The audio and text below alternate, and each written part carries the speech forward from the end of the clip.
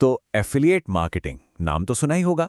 एक तरफ तो ये पैसिव इनकम का एक बहुत बड़ा सपना दिखाता है और दूसरी तरफ ये फ्रस्ट्रेशन और नाकामी की कहानी बन जाता है। तो आज हम यही समझेंगे कि इन दोनों के बीच का वो जो असली रास्ता है वो क्या है। चलिए सबसे पहले इसी बड़े सवाल से शुरू करते हैं। आखिर ऐसा क्यों होता है? क्यों ज्यादातर लोग जो इसे ट्राई करते हैं वो कुछ ही महीनों में छोड़ देते हैं? वजह क्या है कि इतनी बड़ी अपॉर्चुनिटी में बहुत कम लोग ही कामयाब हो पाते हैं? देखिए, प्रॉब्लम किस्मत की नहीं है। प्रॉब्लम है शुरुआत करने के तरीके में और एक सही स्ट्रैटेजी की कमी में। ये सिर्फ लिंक लगा देने और इंतजार करने का खेल बिल्कुल नहीं है। असल में इससे कहीं ज्यादा गहराई है इसमें। इससे पहले कि हम गहरी बात करें, एक बार जल्दी से इसकी परिभाषा समझ लेते हैं। ये एक सीधी साधी पार्टनरशिप है। मतलब आप सेल्स लाने में मदद करते हैं और बदले में कंपनी आपको उसका एक हिस्सा, एक कमीशन देती है। सिंपल। अब इस पूरे सिस्टम में तीन मेन खिलाड़ी होते हैं। एक है एडवर्टाइजर, यानी वो कंपनी जिसके प्रोडक्ट्स हैं। दूसरा है अफिलिएट, जो उन प्रोडक्ट्स को प्रमोट करता है। और तीसरा है ग्राहक, जो अफिलिएट के जरिए वो प्रोडक्ट खरीदता है। जब ये तीनों कड़ियां सही से जुड़ती हैं, तभी ये मॉडल काम करता है। तो चलिए पहले हिस्से में बात करते हैं एफिलिएट मार्केटिंग की दुविधा की। हम उन सबसे आम और महंगी गलतियों को समझने की कोशिश करेंगे जो लोग अक्सर शुरुआत में ही कर बैठते हैं।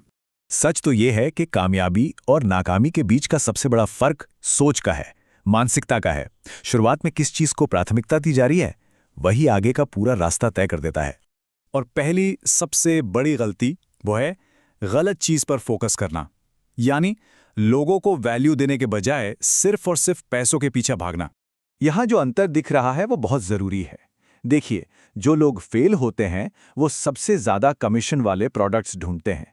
वहीं कामयाब लोग अपनी ऑडियंस के लिए सबसे अच्छे समाधान ढूंढते हैं, भले ही कमीशन कम हो।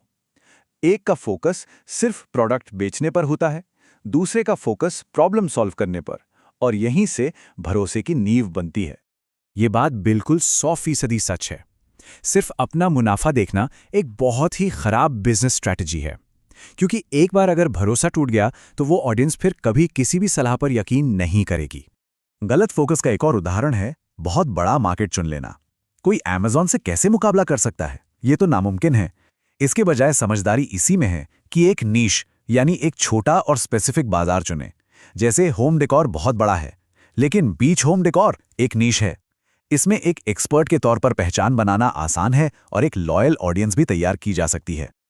अब आते हैं दूसरी सबसे बड़ी गलती पर। यह है अपनी ऑडियंस का मालिकाना हक न होना। मतलब ऐसे प्लेटफॉर्म्स पर निर्भर रहना जो कभी भी अपने नियम बदल सकते हैं। सोचिए, सोशल मीडिया फॉलोअर्स असल में अपने नहीं होते, वो उस प्लेटफॉर्म के होते हैं। हम बस किराए पर उनका ध्यान खींच रहे होते हैं। कल को एल्गोरिथम बदल गया या अकाउंट बैन हो गया तो सारी मेहनत जीरो। वहीं दूसरी तरफ एक ईमेल लिस्ट अपनी खुद की प्रॉपर्टी है। जब चाहें, जैसे चाहें, बिना किसी एल्गोरिथम के अपनी ऑडियंस से सीधे बात की जा सकती है। और इसी से जुड़ा एक और बहुत बड़ा खतरा है अपनी कमाई के सोर्स को डाइवर्सिफाई न करना। अगर सारी कमाई सिर्फ एक ही कंपनी या एक ही पार्टनर से आ रही है तो ये एक बहुत बड़ा रिस्क है। इसका सबसे क्लासिक उदाहरण है अमेज़न का फेमस कमीशन कट।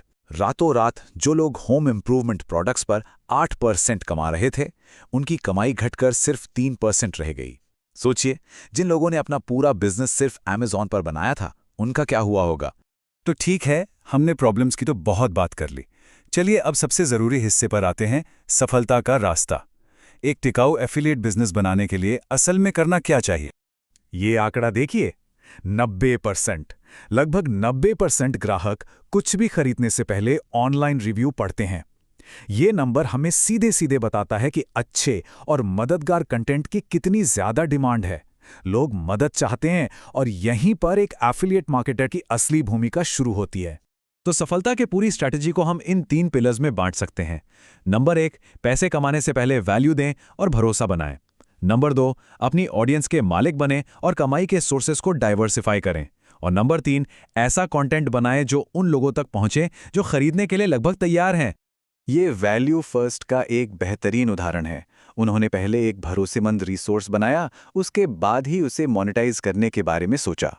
मतलब विश्वसनीयता पहले, कमाई बाद में। अब बात करते हैं कि किस तरह का कंटेंट सबसे अच्छा काम करता है। पहला है प्रोडक्ट रिव्यूज। जो कोई गूगल पे प्रोडक्ट एक्स का रिव्यू सर्च कर रहा है वो खरीदने के बहुत करीब है। दूसरा है तुलना वाले पेज, जैसे product A VS product B. इसमें सबसे अच्छी बात यह है कि पढ़ने वाला चाहे कोई भी प्रोडक्ट चुने, कमीशन मिलने का चांस रहता है। तो इन सब बातों को जोड़कर देखते हैं कि एक सस्टेनेबल यानी एक टिकाऊ रणनीति दिखती कैसी है। ये सब कुछ एक जरूरी सोच के बदलाव से शुरू होता है। ये एक टिकाऊ एफिलिएट बिजनेस का पूरा रोड मैप है।